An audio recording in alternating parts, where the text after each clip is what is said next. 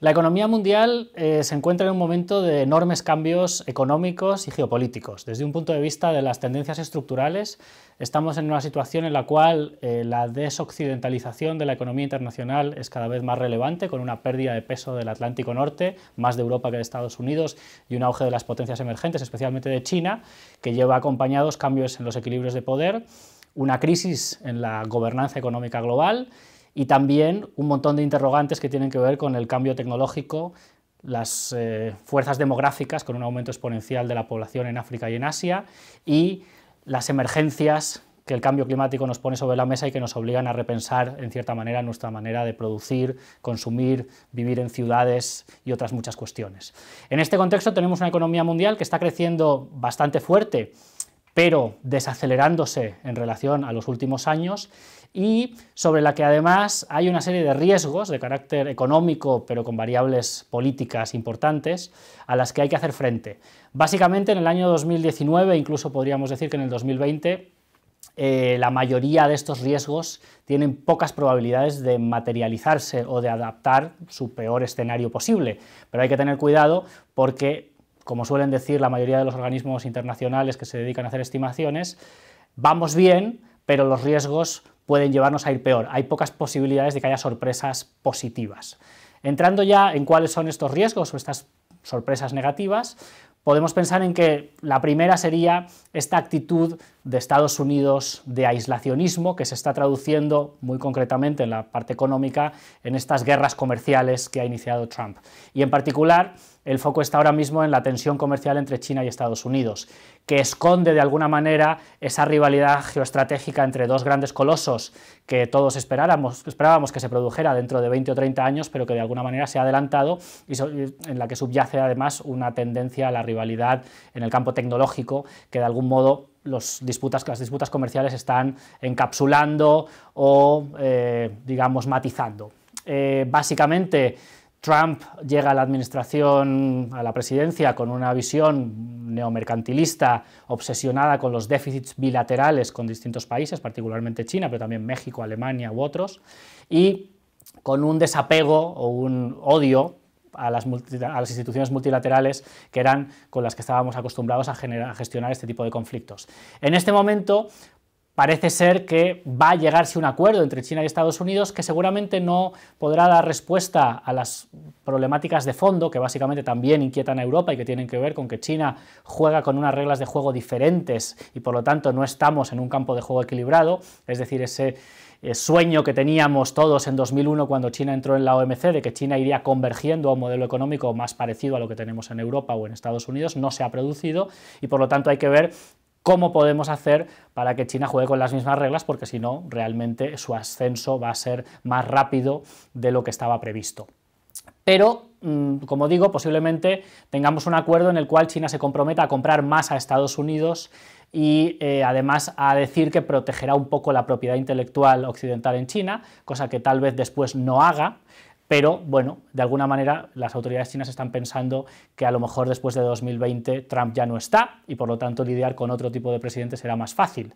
Posiblemente Trump después de 2020 sí que va a seguir estando, aunque esa es una apuesta que hago aquí en términos individuales, no lo sabemos, y en todo caso Europa también va a tener que ir lidiando con esta administración Trump o con la que venga después, que seguramente va a ser mucho más aislacionista estructuralmente. Incluso un presidente demócrata o una presidenta demócrata tendría algunos de los tics proteccionistas que está mostrando Trump, además de otras cuestiones. Europa se ha beneficiado enormemente de un régimen económico liberal, ordenado, con buenas instituciones, abierto y básicamente financiado o liderado por Estados Unidos desde la Segunda Guerra Mundial. Por eso es particularmente inquietante, problemático para las economías europeas, para todas ellas, tal vez más para Alemania en términos de tamaño, pero también para España, que siempre que se ha abierto económicamente a un entorno de reglas fiables y predecibles le ha ido muy bien, pues ley de la selva en vez de la ley de las reglas hacia la que estamos tendiendo, por ejemplo, con la administración americana socavando el mecanismo de resolución de conflictos de la OMC, o digamos, diciendo que cuestiona el entramado de organizaciones multilaterales de gobernanza de la globalización, pues esto es problemático para Europa. Si no fuera eso suficiente, en Europa tenemos las dificultades de que sabemos que con un Estados Unidos más aislacionista ya queda muy claro que necesitamos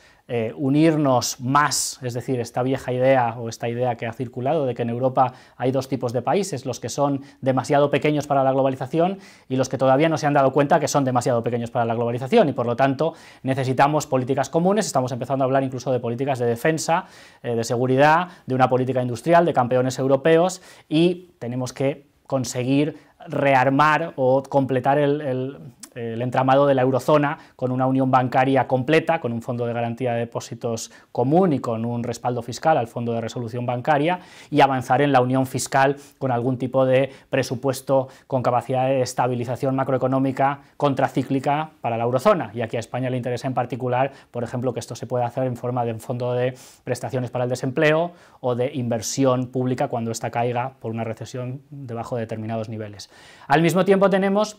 una Europa donde el auge de los partidos antisistema parece que está aquí para quedarse y nos va a complicar la gobernanza de muchos países. Posiblemente en las elecciones al Parlamento Europeo que tendremos el 26 de mayo, pues vamos a ver que el Partido Popular Europeo y los socialdemócratas, junto con los liberales y los verdes, continúan teniendo cerca de 2/3 o más del Parlamento, o sea que no vamos a estar en situación de bloqueo por parte de los antieuropeos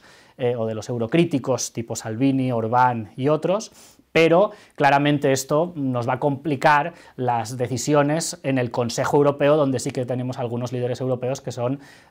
o antieuropeístas o que quieren otro tipo de Europa con mayor nacionalismo y menor cesión de soberanía hacia Bruselas. Por lo tanto, se trata de conseguir que la fractura norte-sur entre países acreedores y países deudores, que vimos con la crisis del euro, pero que todavía está con nosotros, a la que se suma la crisis entre el este y el oeste, o los nuevos países de la Unión Europea más Italia, los del este, versus los antiguos por el tema migratorio, pues conseguir ir trazando